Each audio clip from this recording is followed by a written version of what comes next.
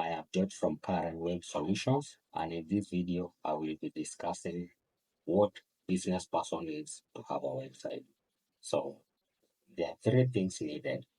The first one is a domain name, the second one is hosting plan, and the third one is the website itself. So a domain name is the name that identifies someone's website. So in my case, for example, it is karenwebs.com. If you go to karenwebs.com, you come to my website. So that, in simple terms, is what a domain name is. Hosting is where that website you'll find is stored. Okay, so you'll see the images on my website, the text on my website, the videos on my website are all stored on a hosting plan. So you need that domain name and you need that hosting. So where do we get domain and hosting?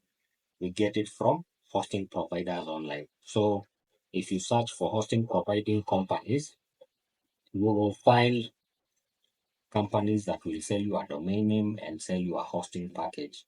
So the domain name might be a .com, might be a .co.ke, might be a .org, and the prices also are different. Like for example, right now the average price for a .com is about 1,000 Kenya shillings, and the average price for a .co.ke right now is about 800 Kenya shillings. Okay, and that is per year. You'll be renewing that name per year. All right, we will talk about the domain names in more detail in later videos. All right, the hosting plan is also per year, and that will also depend on what you need because of the size of the hosting. It might be say 15 GB, it might be 50 GB.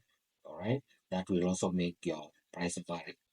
Of importance to note is that when you get a domain and hosting, you also get webmail, and those are the business emails that usually you'll find. Like myself, I have info@karenwebs.com, support@karenwebs.com, which are better emails for business than using Gmail because they usually give your business that professionalism.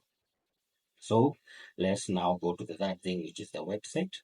Uh, a website uh, can be made by a developer for you, or you can look for do-it-yourself solutions, which in the beginning appear cheap, but due to the hidden costs might end up being even more expensive than a web developer. So again, the cost for a website will vary depending on the simplicity of the complexity of someone's website. Because, for example, an e-commerce requires more work than a portfolio website.